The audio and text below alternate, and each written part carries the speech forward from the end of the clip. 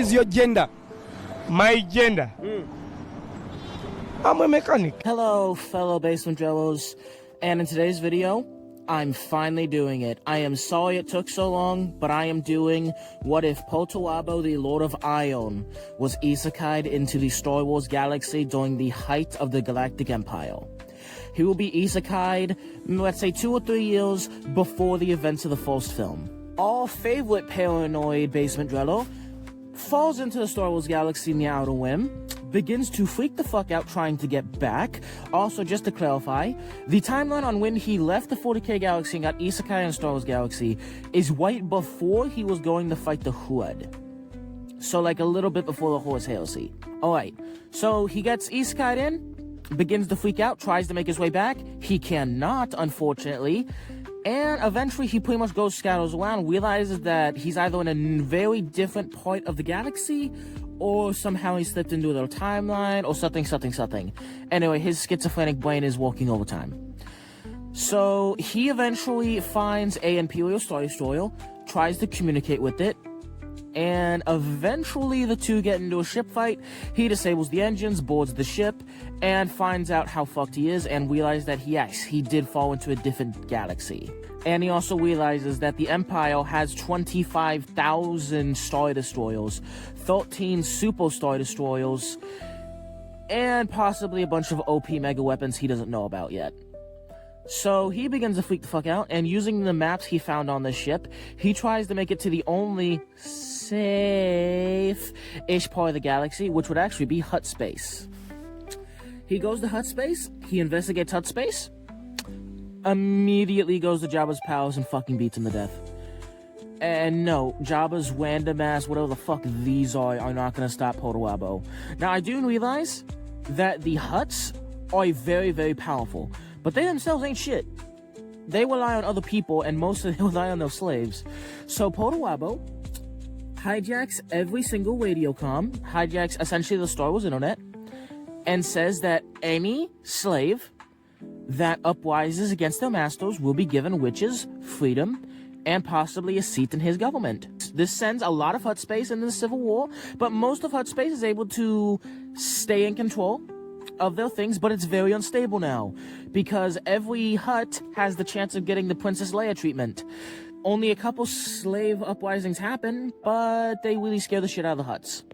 Perturabo, using all the resources he got from Jabba's palace, again, Jabba is the most powerful Hutt, and he's also like the head of one of the most powerful Hutt clans, so Perturabo taking him out first. Perturabo now has a lot of resources, meanwhile every other Hutt clan is now very unstable. Now anyway, there's a very long, protracted fucking bullshit war where Perturabo just continues to take Hutt clan after Hutt clan after Hutt clan. He also offers any Hutts that surrender to him and bend the knee. Well, how exactly do you say bend the knee? Whatever. Any Hutt that fucking bends the whatever the hell this is gets amnesty and also gets to stay in charge. This essentially means most of the Hutts fall in line. So a lot of the Hutts that don't fall in line get fucking jumped by those slaves. The ones that don't get jumped by the slaves get killed by Perturabo, and most of them end up just bending the knee to Perturabo. Perturabo is still very schizophrenic, so he begins to disassemble a shitload of CIS droid factories and relocates them to a safe spot known as Hutt space. He also moves a lot of Geonosian colonies to Hutt space for label. One thing to note, the events of the first movie still go fairly similar, except in this timeline, Han Solo wasn't indebted to the Hutts. He just wanted to make money by transporting, Luke and the old man. Now, one thing to note about the actual CIS. I truly believe the theory that the CIS actively nerfed themselves by not just pumping out B2 battle droids, by pumping out B1s. B1 battle droids were fucking stupid, and the CIS had more than enough resources to pump out B2 battle droids. I truly believe they were kind of like shooting themselves in the foot, intentionally again, because Count Dooku was in charge of the CIS, and he was working for Sidious, and Sidious wanted the Republic to win, but he just wanted the Republic to bleed first. So Perturabo doesn't bother with B1s, he simply pumps out massive amounts of B2s, droidicas, ships, like entire fleets of ships. He also begins to pump out a secret type of battle droid that was developed by the CIS, but was so dangerous that the plans to make this battle droid were intentionally leaked by Palpatine and, you know, all that stuff. And so the Republic was able to stop its production. He is able to find half of the blueprints in some of the droid factories that he took over, and using his own genius intellect was able to finish the blueprints, making massive quantities of B3 battle droids. B3 battle droids are so strong they can tank lightsaber hits and just essentially just massive explosions directly to them, and they also have massive amounts of firepower. He also pumps out massive amounts of Magnaguards to act as his own personal bodyguards because he's scared of the Emperor. He also puts Scorpionic Annihilator droids into full production. These are essentially like the Droidicas, but way angrier and way bigger. He also pumps out B1A Ale battle droids. Also, being perturabo, given the fact that he's essentially magic and can look at any piece of machinery and just know how to make it better, he begins to improve all these designs and make new designs, resembling more so 40k Men of Iron than anything, which probably isn't good. Now, why is that perturabo in the actual, 40k galaxy never made AI or made robots? Well, the question is, he did. He replaced his own personal bodyguards with robots. But the robots were fairly simple, and again, had fairly simple AI, and were pretty much just big meat shields with big clubs. But in this galaxy, he has a lot of crap to go on, and he doesn't have any restrictions with the Mechanicum or anything. So yeah, he's going fucking apeshit. Also, the Iron Blood, this being Perturabo's personal flagship, is equipped with a hyperdrive, but still has the ability to, warp jump.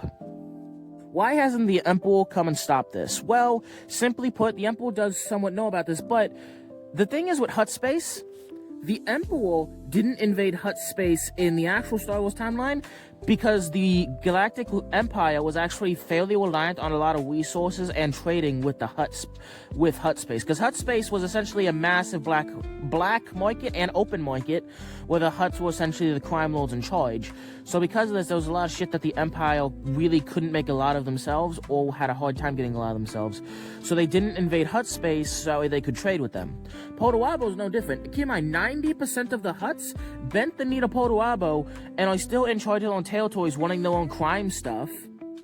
It's just the fact that now he's like the big daddy. And he also, even though he's making all these fucking armies, he is not stepping out of his lane. He is not leaving Hutt space. He is honoring the original Hutt deal. So the Galactic Empire are a bit nervous, but mostly just ignoring him and trying to deal with the Rebels. The Rebels, which suspiciously enough, the Rebels all have upgraded ships. They all have, more missiles. They just have more resources. They have better guns. I don't know how they got any of that. But the events of the first movie still happen, and Grand Moff Tarkin and the first Death Star get blown up. One thing we didn't really see in the movies, though, is the absolute shit show that the Galactic Empire was immediately after this happened. Because the Galactic Empire are fairly fascist. So the problem with fascist governments, among other things, of course, is the fact that they have such a rigid command structure where if the guy in charge of you gets taken out, everything just fucking collapses. The Galactic Empire was not doing well after, they lost the first Death Star. They lost a lot of good guys. Not good guys, but you know what I mean. And it is right around here where Perturabo declares full war on the Galactic Empire. He has amassed thousands of his own personal Star Wars-esque vessels, mostly being unmanned. A lot of vessels that he's created are essentially just upgraded or improved or based off the CIS versions, because they're, again, no human crew, just robots. Perturabo loves it. So he is making thousands of these ships. He's able to make nearly 20,000 of them. But the Galactic Empire still has over 25,000 Star Destroyers. But given how upgraded Perturabo's AI ships are, they can possibly take on about 1.5 Star Destroyers in a fight. So they're really fucking good. Not to mention, boarding them would not be fun because you're gonna get jumped by Magnaguards. So, Darth Sidious sends Grand Admiral Thrawn and Darth Vader to crush Perturabo. Perturabo does not like this and begins shredding through the galactic military. But despite that, though, Grand Admiral Thrawn is a surprisingly good match for Perturabo. Not to mention, Vader's full power is on display, taking out hundreds of CIS vessels. Just like the good old days. The two continue to fight. Perturabo initially gained a lot of territory, but the amount of territory that he gained quickly stopped. In fact, Grand Admiral Thong began to work on containment of Hutt space and actually pushed Perturabo back to Hutt space, but was unable to push any further. So he was working on containment, not infiltration. Because anytime he pushed into Hutt space, he got his ass whooped, and anytime Perturabo left Hutt space, it was a massive grind. But that is exactly what Perturabo was best at. The problem is, even though the CIS ships are better in a 1v1, their AI crews are still not perfect. Perturabo did not have that much time to put into them. So even though in a perfect scenario they are the best, the problem is maintenance, so they're usually not always at their best. If something mechanically works, it can mechanically break. So Perturabo didn't have time to iron out all the kinks. Meanwhile, the Galactic Empire ships are a lot more reliable. Not to mention, the Galactic Empire ships can often make better decisions because they're not won by stupid AI. Because Perturabo is still a bit scared of the AI. But even then, Perturabo is winning this trade. Even if it takes 2 of his ships to sink 1 of theirs, even though they have more ships, he can remake ships.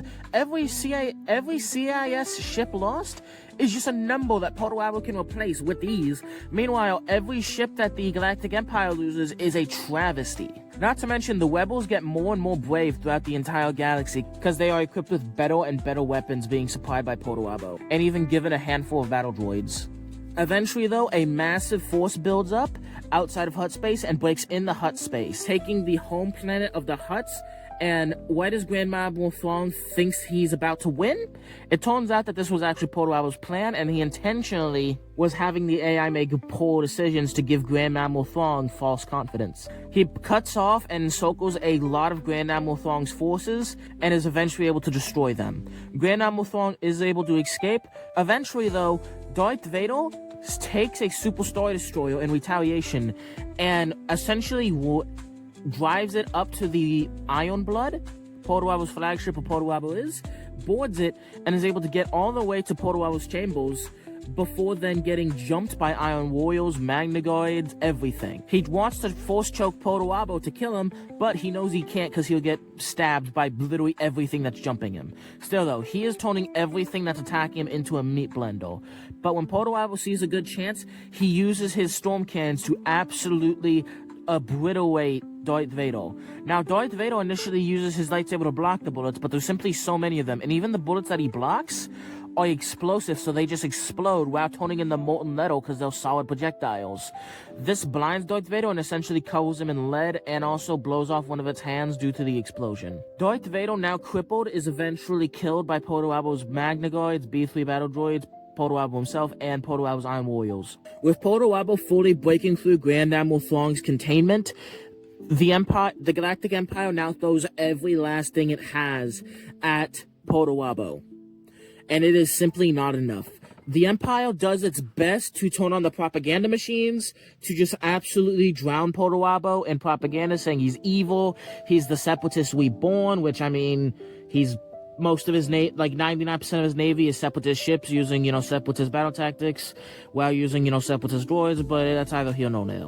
Eventually, though, Grand Admiral Thrawn is eventually able to get the Iron Blood away from the west of the war and is able to get 5 Super Star Destroyers to essentially jump the vessel, alongside dozens of normal Star Destroyers. They do attempt boarding, but any boarding action gets immediately fucking annihilated. So they simply bomb and fire at this vessel constantly.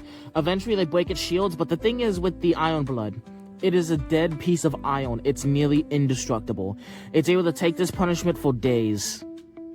Meanwhile, the other Imperial vessels constantly have to fight off the possibility of getting boarded by the Iron Blood. Any location where Perturabo was able to get a massive droid force, like established, is a area that is almost certainly going to win. The only place these guys can win is the air.